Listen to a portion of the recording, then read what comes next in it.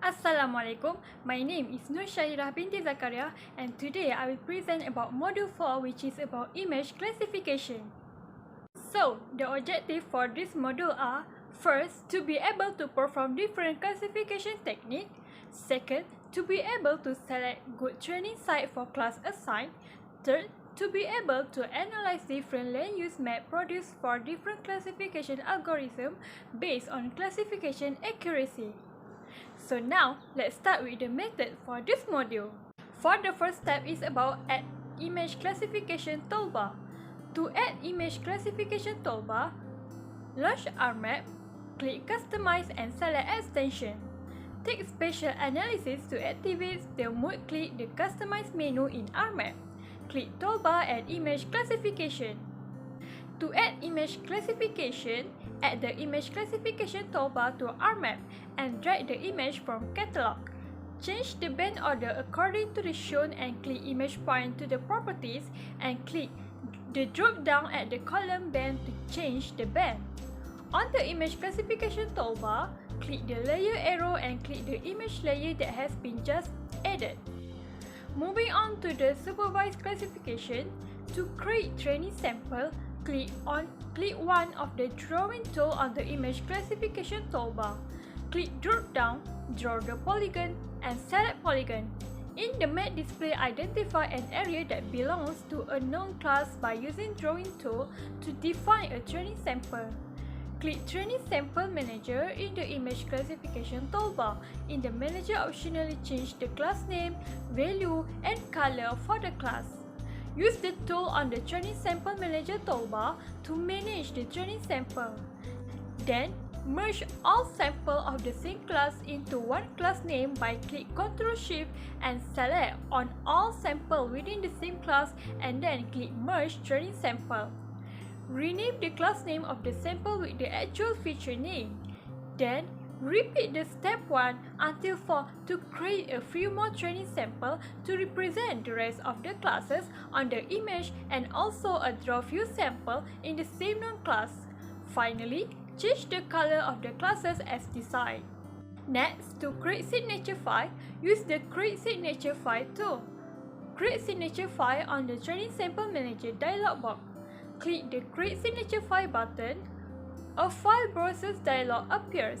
On the File Browser dialog box, pick a location and specify a name for the signature file. Then click OK to save the file.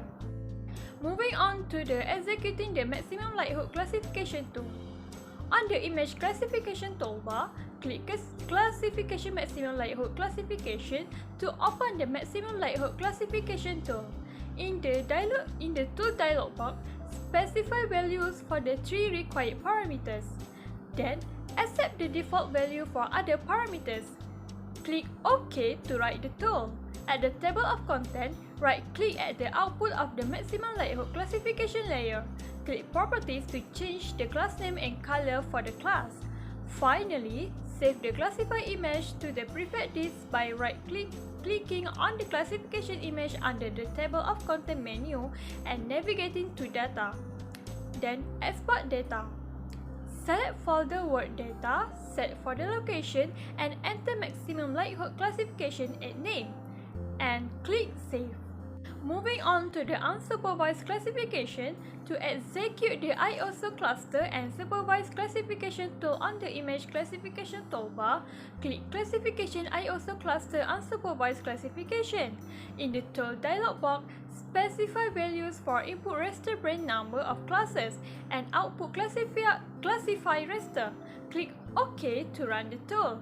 At Table of Content, right-click at the output of the IOSO cluster and supervise classification layer.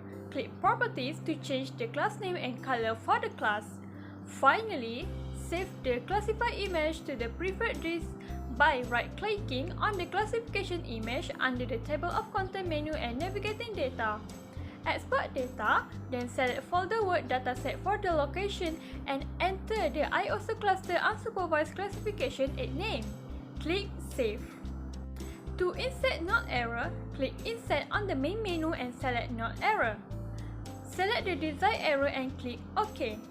Modify the size and the error location on the map as desired. Then, insert title by selecting insert title and name the map. Finally, navigate to file and select export map to save the map. And now, let's proceed with the practical highlight. For the first question, elaborate on the result produced from each classification technique and refer to your land use map with Google Maps as reference. In supervised classification, the result produced is a classified image where each pixel is assigned to specific class based on the input training data and the algorithm used for classification. This means that the user has provided the algorithm with label data and the algorithm used this training data to classify the remaining pixels in the image. On the other hand, in unsupervised classification, the result produced is also a classified image, but in this case, the algorithm identifies pattern and group within the data without being given any prior knowledge or label data. This means that the algorithm groups pixels with similar characteristics into clusters which are then assigned to a specific class based on the user interpretation of the resulting cluster. Next question is, justify which classification techniques are efficient to map land use. So let's take a look at this differentiate. In supervised classification, the signature file was created from known, while for unsupervised, it was created from the statistical properties of the pixel. Second, for supervised, it defines classes, for example, land use type, identified by pixel enclosed in polygon, while unsupervised, it was not classes. So, in conclusion, supervised technique is more efficient than unsupervised because supervised is more accurate than unsupervised. It requires upfront human intervention to label the data appropriately. For example, a supervised learning model can predict how long your commute will be based on the time of day, weather condition, and so on. Move to the third question, which is justify the training site selection in assigning the class. In supervised classification, training samples are used to identify classes and calculate their signature.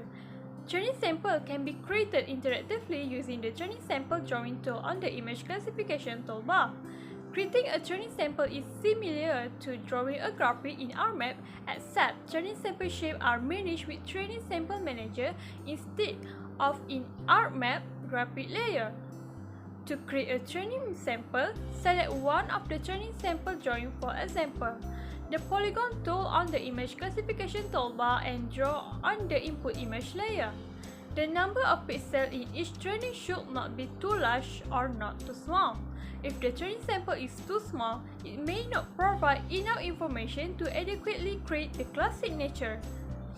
If the training sample is too large, you might include pixels that are not part of the class. If the number of bands in the image is n, the optimal number of the pixels for each training sample would be between 10 and 100n. For the next question, analyze the different classification technique in classification in producing the land use and land cover class. For the classification of land use and land cover, some typical methods include a pixel-based classification technique known as supervised classification that divides pixels into 7 language and land cover groups using training sample. It entails manually choosing training sample for each class and a prior knowledge of the particular classes. Although supervised classification is thought to be more accurate than unsupervised classification, it necessitates a large amount of user input and knowledge. For unsupervised classification, it is another pixel-based classification technique that does not require class information beforehand. Based on spectral similarity, a cluster pixel uses statistical technique when the classes of the land use and land cover are unknown. Unsupervised classification is frequently utilized. However, it can be yet less precise result than supervised classification. The next question is calculate the classes assigned from pixel to hectare for each classification algorithm. So in this slide, shown it is how I calculate all the classification algorithms. And the last question is, what are two common causes of misclassification? Misclassification in GIS is often caused by mistake in how data is entered and how it is priced. People can make mistakes when entering data, like making typos or entering the wrong information, which can lead to misclassified data. Misclassification can also happen if the raw data processing methods are used, like choosing the wrong classification technique or parameter setting. To avoid misclassification in GIS as much as possible, it is important to carefully review and confirm the data and method used to process data. In conclusion, after doing this Module 4, we were able to perform different classification techniques, able to select good training site for class assigned, and able to analyze different land use map produced for different classification algorithms based on classification accuracy. All things considered, all of the objectives were achieved. So that's all for Module 4, and thank you so much for watching.